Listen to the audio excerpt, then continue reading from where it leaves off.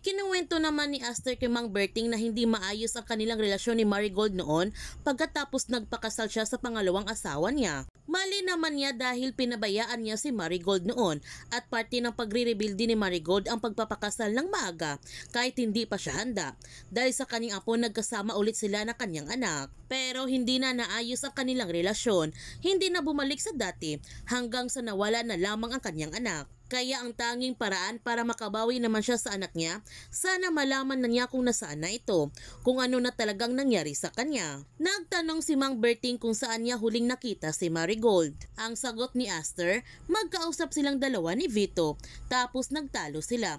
Noong gabi hindi na umuwi ang kanyang anak. Ang sabi ni Mang Berting, malamang may kinalaman si Vito. Sabi nga ni Jasmine, kriminal yon, pati na yung anak niya. Ang sabi ni Aster, nung nawala ang kanyang anak, nag-hire siya ng private investigator at ayon sa kanya, isa sa mga huling pinuntahan ni Marigold yung munisipyo sa Carvalho. Meron daw kinausap na abogado si Marigold, pero ngayon pati yung abogado hindi na niya mahanap. Ang sabi ni Mang Berting na malalaman din niya ang buong katotohanan, naniniwala siya doon, katulad ng paniniwala niya na malalagpasan din ni Jasmine ang lahat ng mga pinagdadaanan niya. Ang sabi ni Aster, 6 na taon na siyang naghahanap ng katotohanan, 6 na taon niyang hinahanap ang kanyang anak.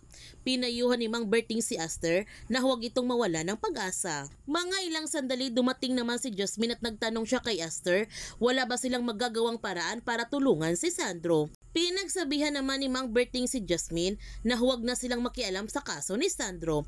Ang importante, dumistasya muna siya, lalo na ngayon. Sumang-ayon naman si Aster sa mga sinasabi ni Mang Berting. Ang sabi ni Jasmine, yun din ang gusto ni Sandro, kaya lang wala bang ibang paraan. Nagtanong si Aster kay Jasmine, may iba pa bang rason kung bakit ganun na lamang siya? Kaalalang-alala kay Sandro. Hindi naman nakasagot si Jasmine sa katanungan ni Aster sa kanya. Gayon pa man, tinitingnan ni Jay ang notebook na kanyang nakita sa bahay ni Mira. Pinagsabihan ni Lydia ang kanyang anak na huwag itong magagalit sa kanyang ama. Nagawa lang niya yung mga ganong bagay dahil kailangan, dahil mahal sila ng kanyang ama at hindi sila pinapabayaan nito. Ang galit na sabi ni Gio na isang killer ang kanyang ama. Sinabihan ni Lydia ang kanyang anak na huwag itong makikinig sa sinasabi ng iba. Ipinakita na nga ni Gio sa kanyang ina ang notebook at sabay sabi na hindi pa din niya ito papansinin na may ikis ang mukha ng kanyang ama.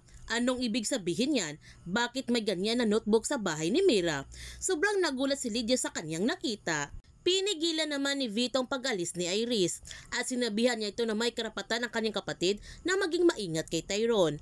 Ang sabi ni Iris, akala ba niya na patunayan na ni Tyrone ang kanyang sarili sa kanya pagkatapos ng ginawa niya kay Lance. Nagtanong si Vito kung paano na yung koneksyon ni Tyrone sa asawa ni Sandro. Ang sagot ni Iris, hindi ba problema na niya iyon? Nagalit si Vito dahil sinisi na siya ni Iris.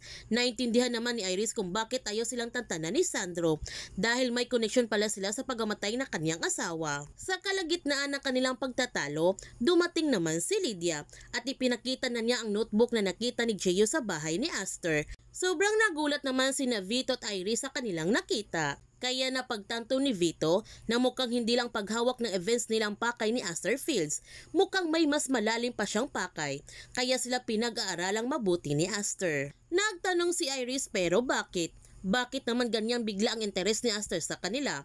At nagtanong siya sa kaning ama kung nagkaroon ba sila ng relasyon ni Aster. Ang sagot ni Vito na hindi sila nagkaroon ng relasyon ni Aster. Kaya ngayon, nagdududa na si Iris na may tinatago sa kanila si Lavender. At bakit nila ginagawa itong notebook? Para saan? At anong binabalak nila laban sa kanila? Dito na nga malalaman natin ang sikreto ni Vito. May relasyon pala sila noon ni Marigold at tinatago lamang nilang dalawa ang kanilang relasyon sa kanilang pamilya. Gayon pa man, nakalaya na si Sandro pero si Santi naman siya sa kanyang trabaho dahil sa kanyang ginawa kay Tyrone at warning na si Pascual sa kanyang pagtulong kay Sandro sa kaso sa asawa nito. Ngunit kahit warning na si Pascual, tutulungan pa rin niya si Sandro para mahanap na niya ang katotohanan. Sinabihan ni Jasmine si Sandro na kung bakit bakit hindi na lamang siya mag-sorry kay Tyrone. Sabihin niya na nagkamali siya nito. Nagtanong si Sandro kay Jasmine kung bakit niya gagawin iyon. Ang sagot ni Jasmine, dahil baka pag nakikita nilang tutok siya sa kaso, mas lalo silang nagiging alerto. Mahirap ng sitwasyon niya ngayon. Hindi na siya makakalapit kina Iris dahil makikilala na siya ni Tyrone. Ang sabi ni Sandro, hindi ganun ang batas. Kailangan patunayan niya muna na inosente siya.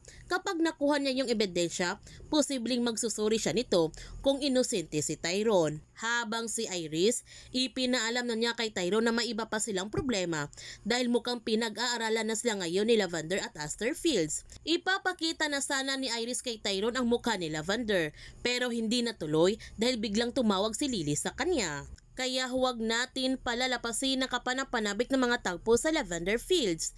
Kung bago ka pa channel ko, don't forget to like, subscribe, and click notification bell para palagi kang updated sa mga videos in-upload ko. Thank you for watching and God bless to everyone.